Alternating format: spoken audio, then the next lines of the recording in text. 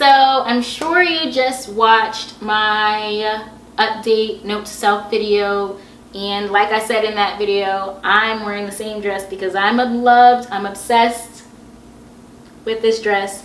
And I noticed that it's been the 2 months since I did my 7-month lock update, and I know that I said I was going to do a 9-month one, so I'm here to do my 9-month lock update. I actually just washed my hair today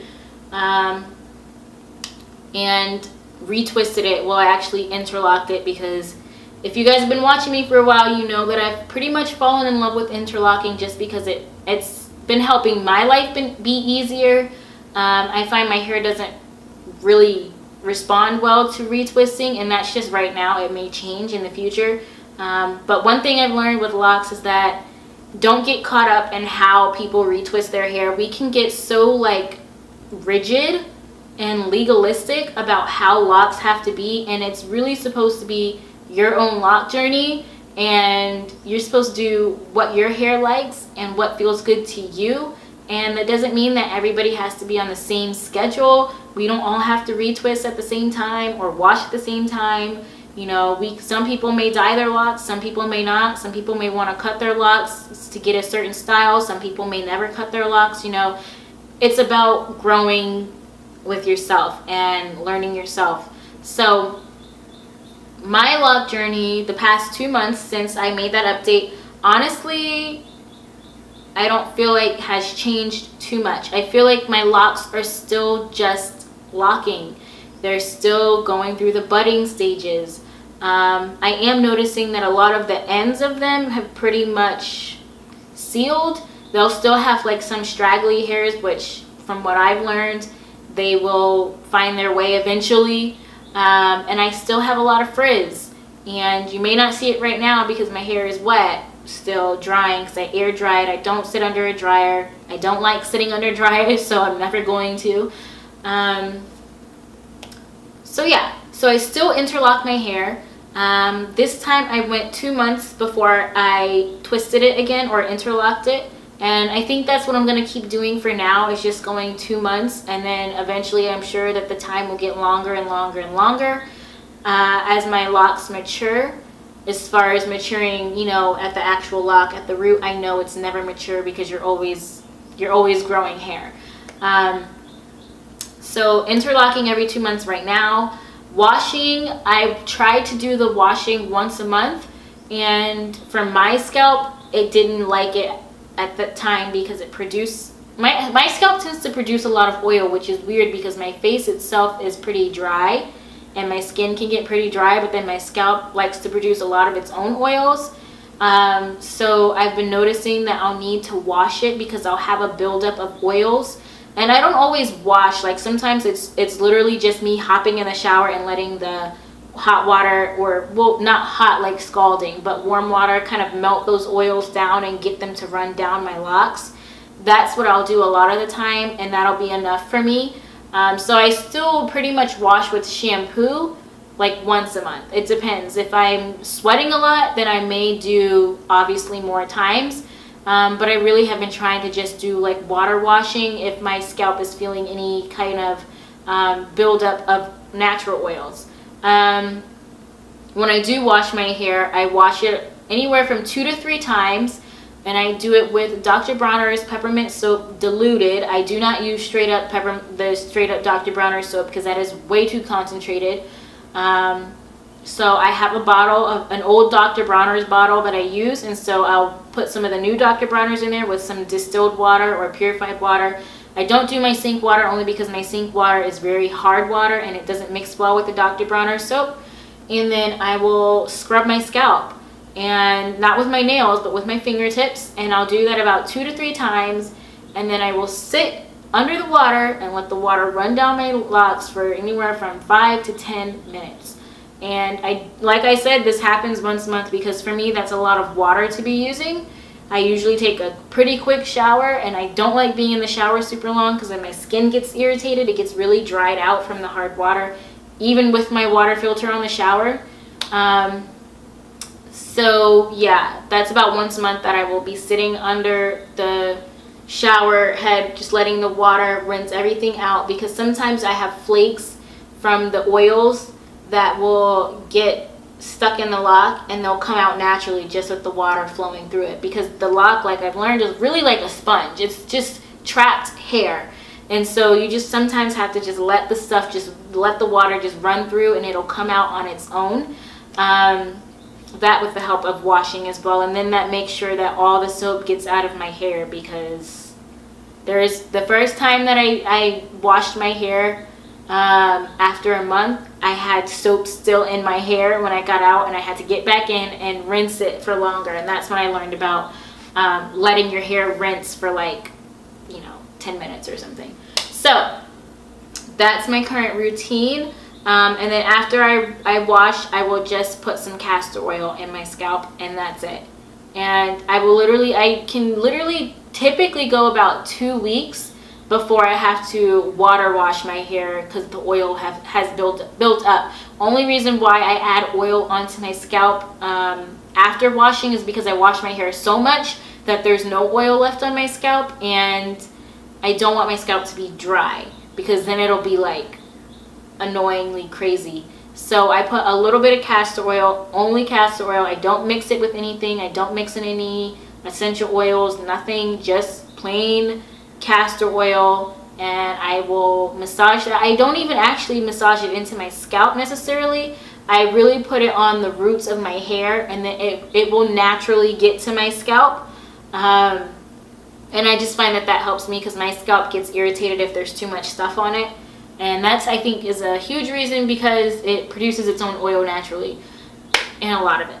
So other than that, I will give you guys a close-up of my locks in a bit. But other than that, I haven't really noticed much change.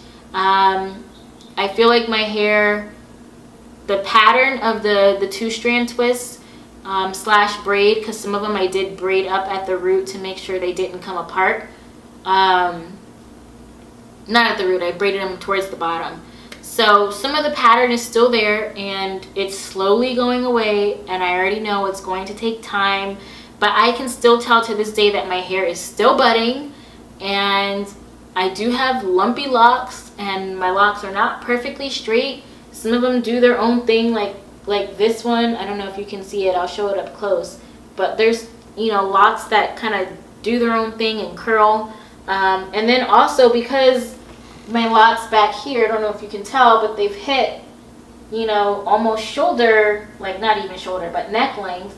And so what happens is they end up looking shorter than what they are, because they'll end up getting bumped under, especially with the scarf that I wear. So that I'm expecting that as they get longer, that problem will pretty much go away. But I think because they're at that awkward length where they're like hitting my neck, they tend to kind of bump themselves under, and so they'll end up looking like really short. And then when I actually wash it, or when I pull them straight, I'm like, oh no, they're actually getting some length to them now. The front has definitely gotten some length. My husband likes to play with the front ones, and he calls them antlers. Because when they first started, they, with the shrinking process and all of that and compacting, they got really short. And so it's nice to be able to see the front of my hair is starting to get some length to it now. Because, it was kind of like looking like a bowl cut. It still is a little bit, but it's getting there. As far as styling, I still just wear my hair like this pretty much most of the time. There are some days where I will pull it back, like at the top. I can almost get all of my hair into a ponytail. Not like a normal ponytail, but I can almost get them all into a, what do you call it? Not a rubber band, ponytail holder. Which is pretty awesome and exciting for me. And that just shows me growth, because a lot of times I see my hair every day, so I don't sense the growth. But then when I can like pull it back and actually get it, get most of it into some sort of a ponytail, that shows me that the locks are growing. And of course, every time I go to retwist them, there's maybe like this much growth, so maybe 1 to 2 inches of growth. And so that means my hair is growing about 1 inch a month, which is pretty awesome. But of course, with locking, your hair compact. So your locks are going to be shorter than what your actual real hair length probably is. I'm trying to think if there's anything else I need to update you guys on. That's pretty much it. Still interlocking, washing once a month with soap, water washing during the month if I feel I need it. Castor oil once I wash with soap, not when I water wash, only when I wash with soap I'll put castor oil on. And that's pretty much it. I just keep it simple. I don't do too much with my hair, and I just wear it as it is. And I'll sleep with a cap sometimes. Sometimes I don't, because I have a satin pillowcase, so it just depends on how I feel. If I feel like my scalp wants to breathe that night, then I won't wear a scarf. If I feel like my scalp, you know, doesn't care, then I'll wear a scarf. It just depends on how I feel. And I'm loving them. Wouldn't trade it for the world. And I'm excited to see what they look like in 3 months time when I hit a year, because a lot of people for, you know, a year-long journey, typically then your locks are pretty much fully locked and they actually have that locked look, if you know what I mean. So I'm excited to really see that braid twist pattern disappear. But you know, I feel like it's gonna take time. I feel like once I hit a year, there'll still be a little bit of that pattern, and I'm okay with that. I do have bumpy locks. They're not all perfectly symmetrical as far as, like, I don't palm roll them, so they're gonna have bumps in them. I really don't care. I love them. Some of them, you know, like I said, kind of curl out or curl in depending on their mood. And some of them are thicker than others. None of them are the same size. I don't know how many I have, and I don't really care to count either, because I would probably lose count, to be honest. And so I'm just hoping that they continue to get thicker and thicker. That was really, you know I started them at a certain size when I twisted them, because I really wanted to have nice thick locks. That's just a look that I love. So we'll see what happens, but I'm enjoying watching them grow, and I haven't been as focused on them, so I almost actually forgot that it was even 9 months, because it's just become part of me and part of my life, and so I don't focus on them so much anymore. So now when I do these updates, it's kind of like, oh wow, they have grown. So anyways, let's jump into the close-up and how they look, and that'll be the end of this video, and I will see you guys with the next lock journey update